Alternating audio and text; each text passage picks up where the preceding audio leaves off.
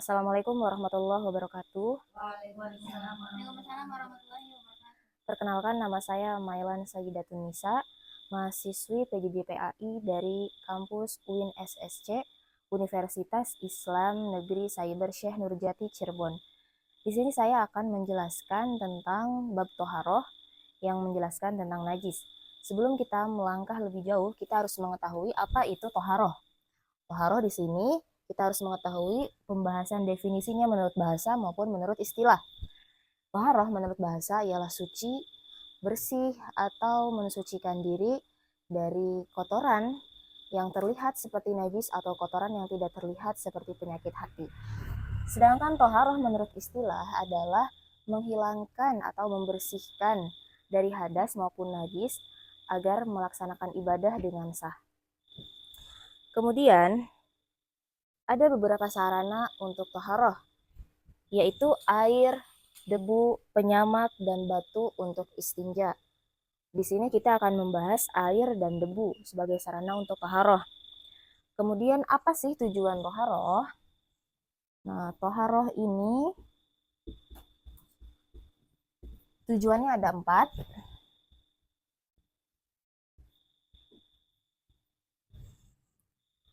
Yang pertama untuk wudhu,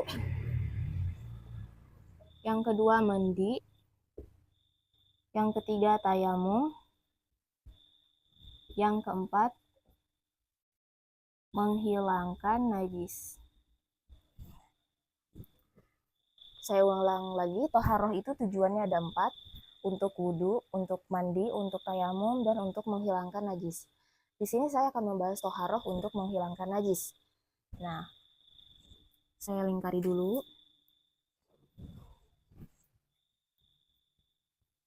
Sebelum kita mengetahui toharoh untuk menghilangkan najis, kita harus mengetahui dulu apa itu najis.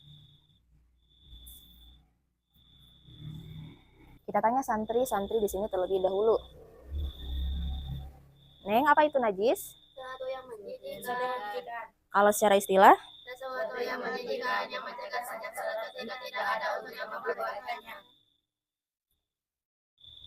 Ya, kembali lagi. Jadi, najis itu adalah sesuatu yang menjijikkan, dan secara istilah, sesuatu yang menjijikkan yang mencegah sahnya sholat ketika tidak ada uzur yang memperbolehkannya. Kemudian, setelah definisi, kita beralih ke pembagian najis. Diukur dari ringan maupun berat, najis itu terbagi menjadi berapa bagian, Neng? Ya. Iya, sebutkan. Mughaladah, mukhafafah, mutawassithah. Mughaladah. Yang kedua apa? Mukhafafah, Mukhafafah. Yang ketiga? mutawassithah.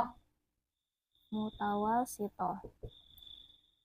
Sebelum melakukan pembahasan lebih lanjut, kita juga harus mengetahui apa itu arti dari mughaladah, apa arti dari mukhafafah, maupun apa arti dari mutawassithah. Kita tanya santri-santri yang ada di sini. Apa itu najis mughaladah? Najis yang berat seperti anjing, babi, dan terakhir dari kandungannya atau salah satunya. Apa najis mukhafafah? Najis yang ringan seperti air kencing bayi laki-laki yang tidak makan apapun selain air susu ibunya dan usianya belum mencapai 4 tahun. Apa itu najis mutawassithah?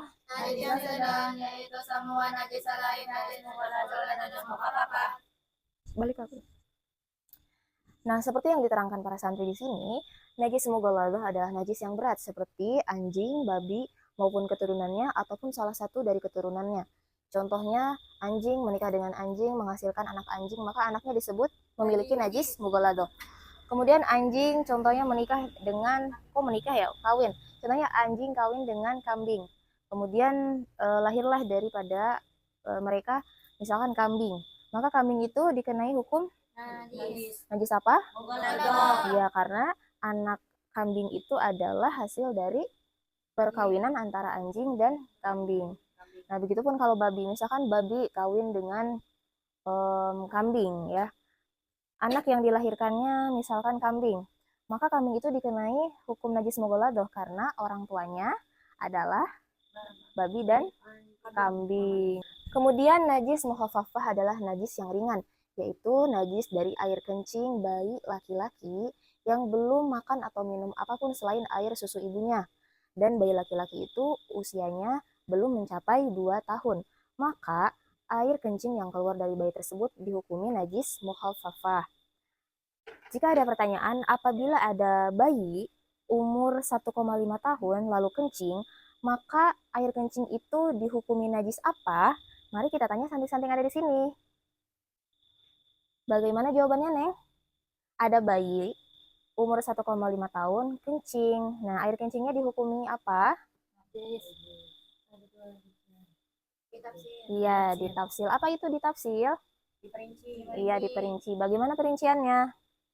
Apabila bayi itu sudah makan dan minum, maka dihukumi najis mutawasithah. Kan udah makan sama minum, tapi apabila dia masih air susu ibunya aja, maka dihukumi najis mukhaffafah. Ada yang bisa melengkapi? Pasti ya. Yang nulis catatan kemarin.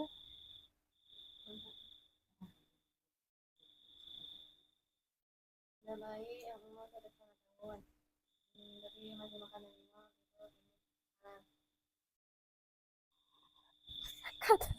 Halal. Ya.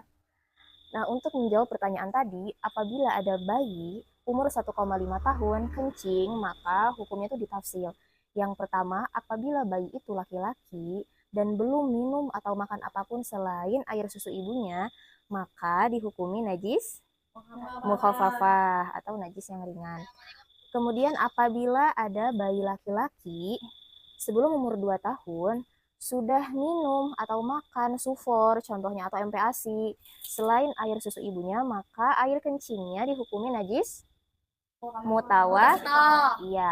Namun apabila ada anak bayi perempuan hanya minum air susu ibunya dan belum mencapai 2 tahun, maka dihukumi najis mutawasithah. Iya, kalau untuk perempuan, bayi perempuan ini dihukumi najis mutawasithah, beda dengan bayi laki-laki. Meskipun keduanya sama-sama meminum air susu ibunya saja. Ya, kemudian kita beralih ke pembahasan najis mutawasithah. Apa itu najis mutawasithah? najis yang sedang, pertemuan najis selain najis mughaladzah dan najis mukhaffafah. Nah, terus sekarang kita akan lanjut ke bagaimana cara menghilangkan dari ketiga najis ini.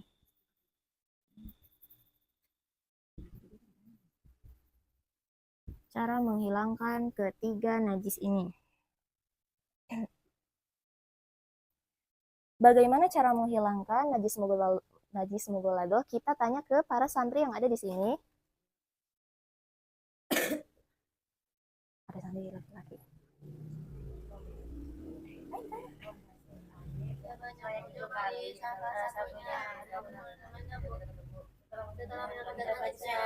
Iya. Diperjelas lagi bagaimana cara menghilangkan najis mughaladhah. Jangan membasuh sebanyak 7 kali, salah satunya menggunakan wudhu dan setelah menghilangkan zat najisnya. Iya. Tuh. Jadi cara menghilangkan najis mughaladhah adalah dengan membasuh dengan 7 kali air dan salah satunya memakai debu. Nah, bisa juga ketika misalkan kita dekat dengan sungai yang keruh ya.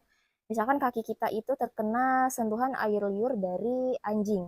Kemudian karena kita dekat dengan sungai dan sungai itu keruh, maka kaki kita bisa dimasukkan ke dalam air sungai itu sambil digosok-gosokkan, dimasukkan kaki kita ke dalam air yang sudah terkena debu itu. Karena kan kondisinya air sungainya keruh seperti itu. Kemudian bagaimana cara menghilangkan najis mukhaffafah? Ada yang tahu, Neng? Dengan memercikan air secara menyeluruh menghilangkan zat najisnya. Iya. Dengan cara memercikan air ke dalam secara menyeluruh ke dalam objek yang terkena najis tersebut setelah menghilangkan zat najisnya. Jadi sebelum kita membersihkan najis tersebut, kita harus menghilangkan dulu zatnya. Misalkan ada kotoran cicak di pakaian kita, maka dihilangkan dulu zatnya, kemudian baru dilakukan untuk membersihkannya dengan air mengalir. Belum dimulai ya? Kemudian pada bagian najis mutawasithah itu terbagi menjadi 2. Apa saja, Neng? Ada najis ainiyah, ada hukmiyah. Apa itu najis ainiyah? Najis yang memiliki warna, bau, dan rasanya.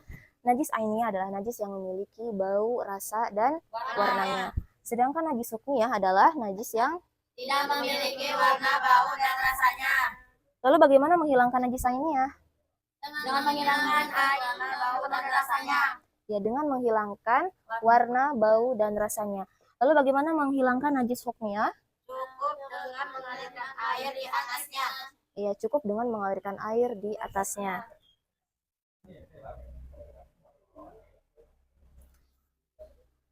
Nah, kemudian jika ada pertanyaan bagaimana cara mencuci pakaian yang benar, maka syarat utama airlah yang harus mendatangi najis, bukan najis yang mendatangi air.